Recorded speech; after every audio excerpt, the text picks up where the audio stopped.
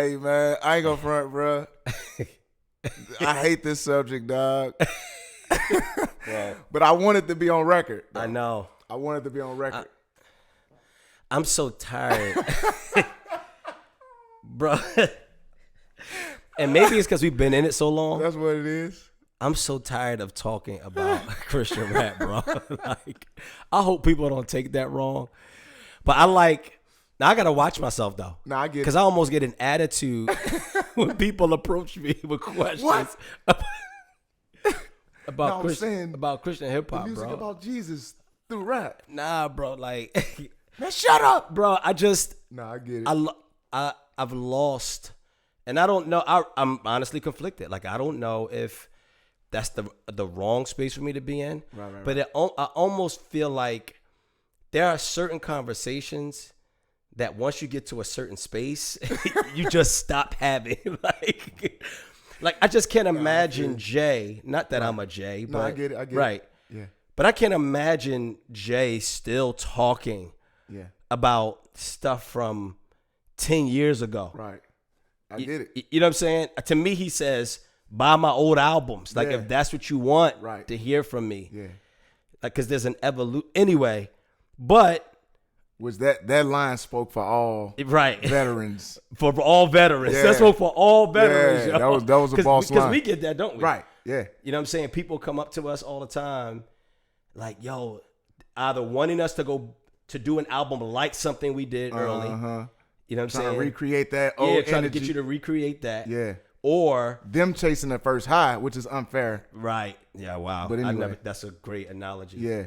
Or feeling like, you know, or just like they're not trying to get you to go back. They just, they only want to listen to who you are.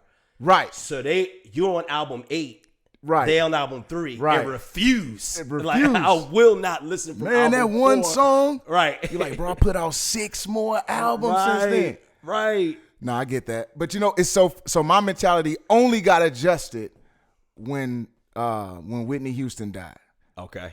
And it's a weird reference, right? Help me. But only, I still like struggle with the attitude part, but at least cognitively, I think I was, so when she passed, and all the highlight reels were of her special songs. So in one sense, your life, your musical legacy gets not reduced down, but summed up in those special moments, those certain songs. True. So I think in one sense, it's an honor, right, that people are nostalgic and reflecting on those special moments in their lives, those special songs from us. But the way it feels, you just feel like you're not growing with us, bro. Right. We're growing. True. Like, we've grown so much. Yeah, that's facts. No, that's a healthy challenge for the fan, though.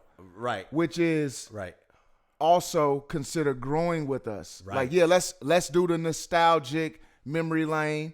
Yeah. Like, man. But let's also, think about my recent contribution. Right. That's just fair. Because we're forward thinking. I wonder if the reason why they stop listening at a certain point is because they assume that what you're doing is they already know what, like they feel like they already know. Yeah.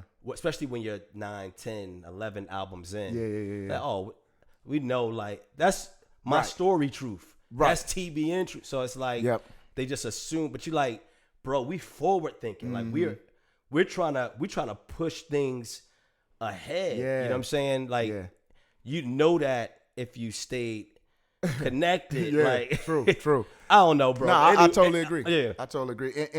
And Nas just had a beef about. Nas was He snapped. He snapped. He like on Twitter, like, y'all bro, stop. reference it is written one more time. They like, this the 20th year anniversary. He like, stop. Like, I just put out a record with Ye last year. You know what I'm saying? He snapped. But we understood why he snapped. Like, we got that. Exactly. But But what that tells us is that we're not alone in it, though. Exactly. Yeah. It's an artist sentiment, a rapper sentiment. Right. You know what I mean? But all in all, I can appreciate the contribution Christian rap has done, and it's an honor to think that our music has given that same feeling to a cluster of people that it gave Nas's fans, Jay's fans, that they or so hung up on Yeah. a piece of art we did in obscurity, Right. put it out into the world, and now it's Right. that special to them that they can't forget it. Yeah. So in that way, I'm flattered, I'm Yeah. thankful, and I feel like Yeah. Christian rap has contributed a lot, and I think salute to so many of the dudes that went before us that laid the blueprint. They helped us understand Yeah. how to navigate it and maneuver in this. That was a dope thing to see develop Yeah. and to flourish. Yeah. Now, having said that, Yeah. I do now hindsight, and I do like that you and I are keen on keeping things in context. So what we're about to say will explain the context. Yeah. But is there a sense in which we were underserved in the way Christian rap was handed down to us? The structure of it, the ideology, the philosophy, as we used to say, and kind of setting the rules and the playbook for what it should look like. Were we underserved in a sense? I tend to say no, because I understand you can't get it all from any one That's good. person or group of people. So what I feel like, now again, that doesn't mean that we weren't that statement in and of itself still doesn't mean we weren't underserved. I just don't tend to interpret it that way, because I see it as people who gave us all that they knew to. So when I say underserved, I Yeah. probably need to explain it. What do you hear me saying? Okay. So when you say underserved, I think you're asking if what we were given was less than what we should have been. Like, should what we have been given should have been broader?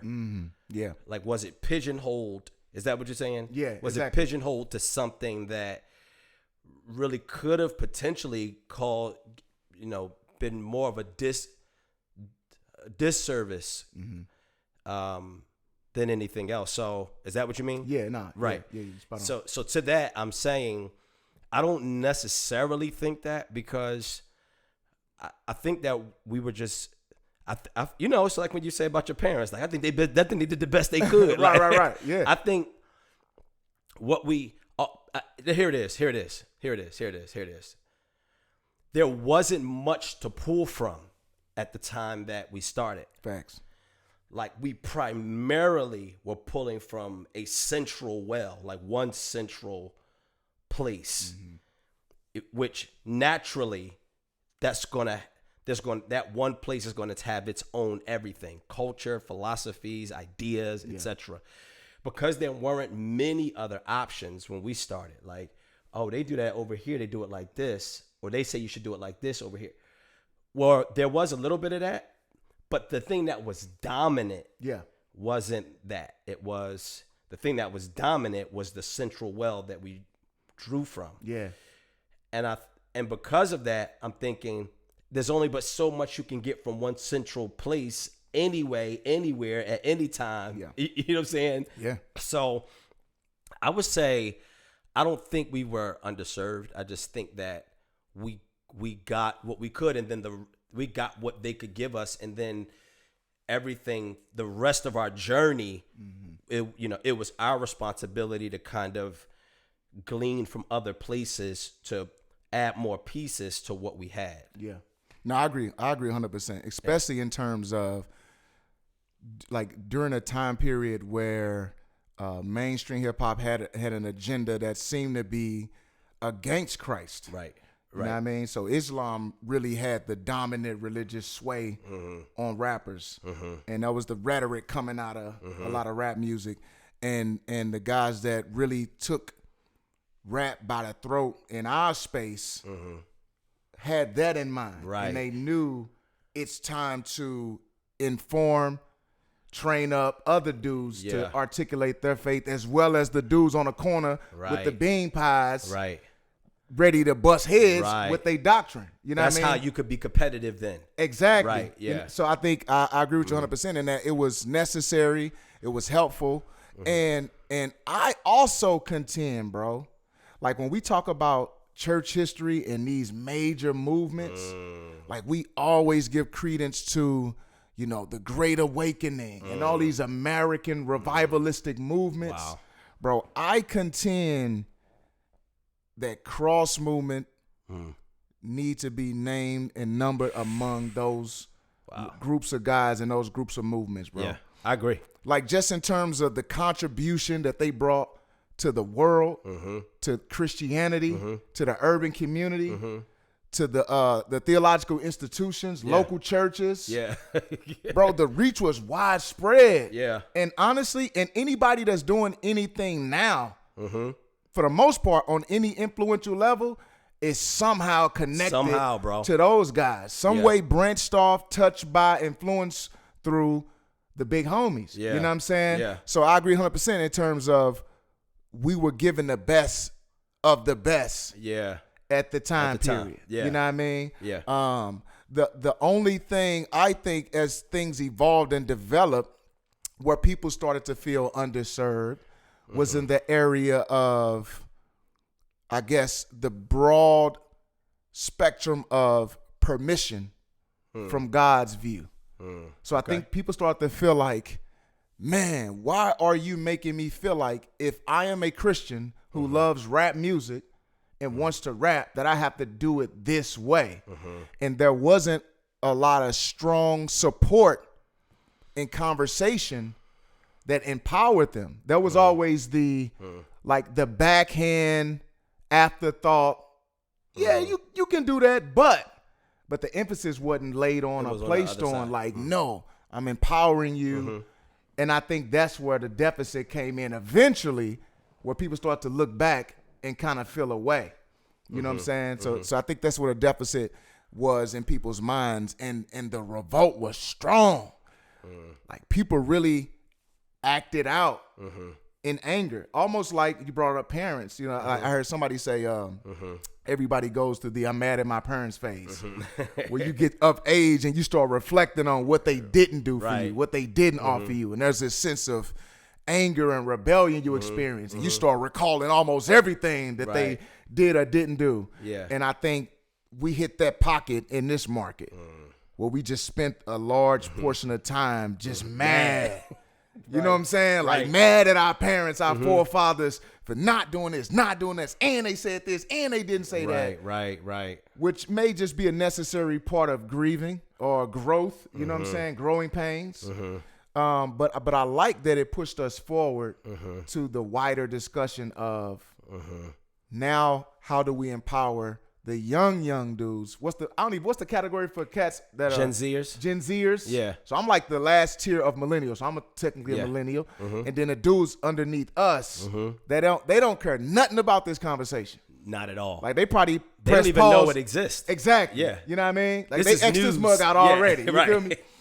But how do we talk to those guys and empower them in such a way that says, no, Christian rap did not fail you.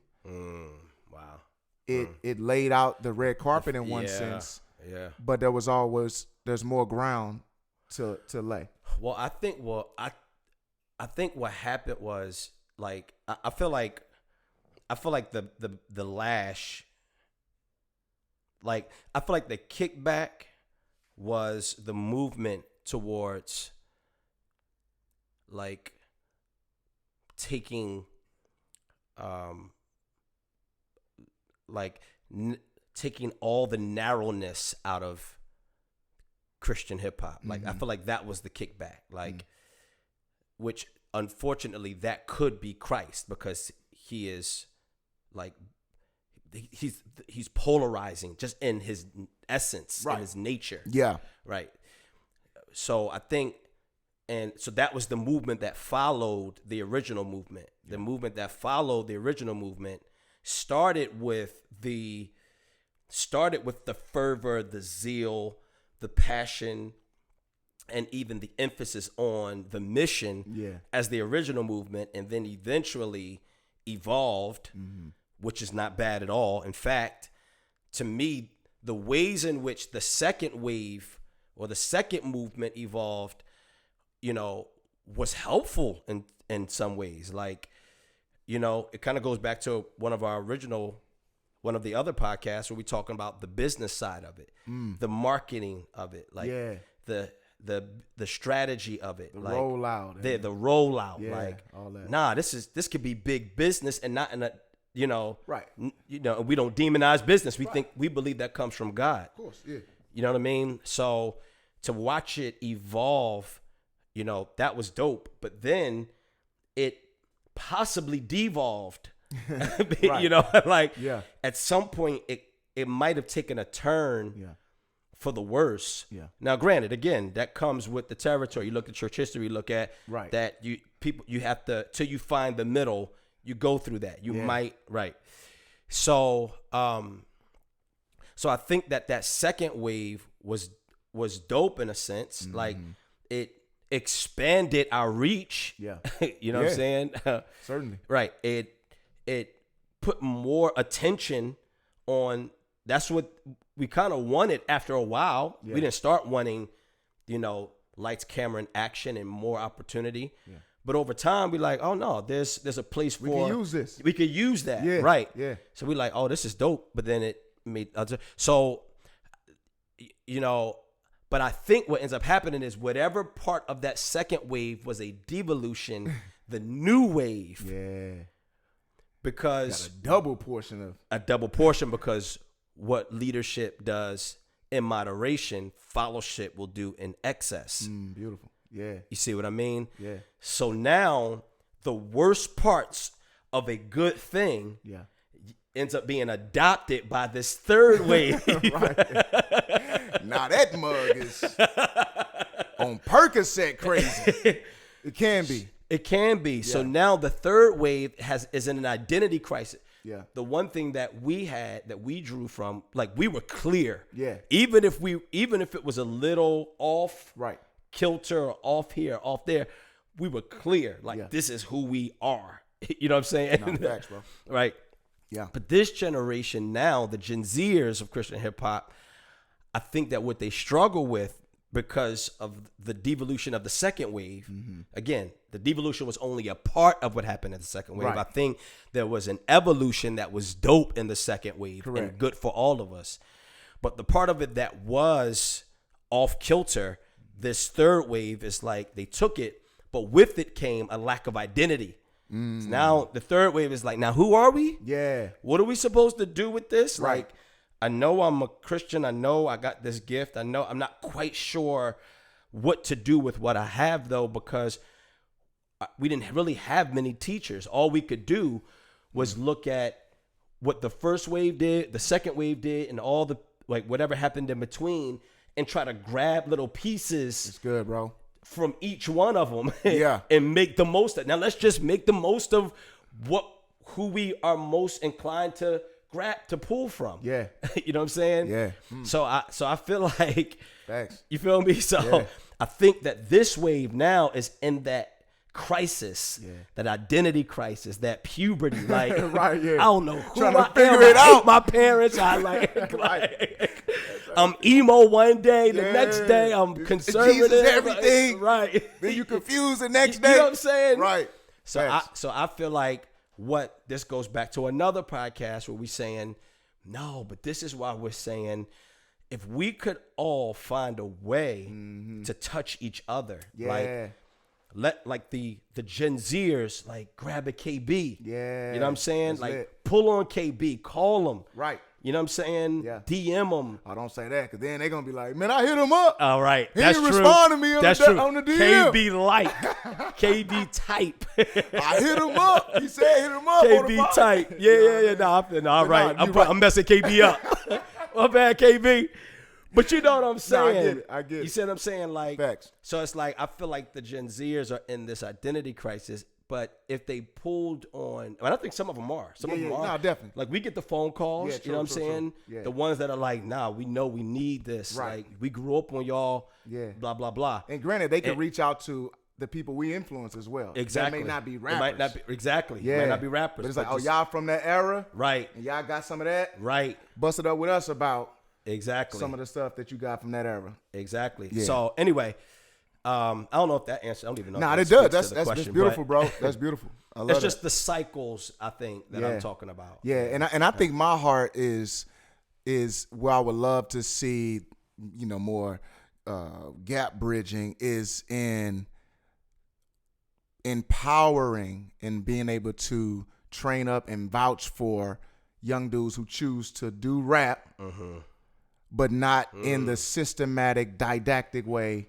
of old. Right. I think the systematic, didactic way of old needs to forever be around. As an anchor. Is helpful. Yeah. Why not? It's a free country. Yeah. And the Lord uses it. And we can pass the ball to one another. But I do think there's a sense in which, and again, salute to the homie Luther, really what he helped me understand was this idea of vocation.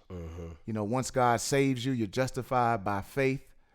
Now you get busy this way. And in that sense, you're serving your neighbor in every regard, as a mother, as a father, as a brother, as a rapper. So if you rap, there's a way to do rap music and talk about regular topics, but still not disrespect God, still not go outside of the boundaries of the Christian worldview, but be in the mix with the mainstream community, right? But in such a way where you're hearing from us. Yeah. We support you. That is a valid way to do music. That's the thing we didn't give. True. That's true. Where it's like, no, you should rap like that. Empower. Right. Like that is a way that God can use you to serve your neighbor and to endorse it. But then stay close to him in terms of mentorship, discipleship, if you want to use that term, but really just being on deck to help people think through their faith as they walk it out. Yeah. You know what I mean? So when they get into mainstream spaces, they know how to function there. Yeah. Not solely through us. Yeah. But also because they got the homies that they can talk to and discuss. Man, I was just chopping it up with so-and-so, and he brought up this idea. What you think about that? And they had that kind of connectivity. And I think in that way, as we disperse and export music out to the world, we getting the best of both worlds. Right. So we got dudes who gonna give you that solid unpacking of New Testament ideas, church history. You got dudes that's just got great senses of humor, great sense of hook, beat selection, artsy, and they gonna get out there and mesh with the who's who of rap music, and they'll be able to be a light in a world that typically you can't get in. Right. That's what Andy says. Andy says at first, he said when he heard, I think it was Moment of Truth, and he's like, that's the first time I ever heard the word propitiation. I was like, what is this? Right. This sounds like something. I don't know what this is. Look this up. Dictionary.com. Right. And he said, so early on, he was influenced by and inspired by the likes of myself, maybe Crossman, I'm not sure. I know you, Deuce. I heard him say okay, Deuce. Yeah. So he comes into Christian hip hop thinking that's how you do it. Right. And that's part of, I think, what you're saying. Correct me if I'm wrong, but nah, absolutely. I feel like that's what you're saying. Like to be totally free. Yeah. Like to not feel like the obligated to do this thing any certain way, except within the boundaries of what thus saith the Lord, what God has said. Yeah. And in this era, not feeling obligated to not do and what we do. Wow. Because some people may be drawn to what we do, but feel obligated to not do it. Wow. Yeah. So it works both ways. Both ways. You know what I mean? So, that's it. Facts. These are things we never said. Hey. Make sure you hit that notification bell after you subscribe. You don't want to miss this complicated-ish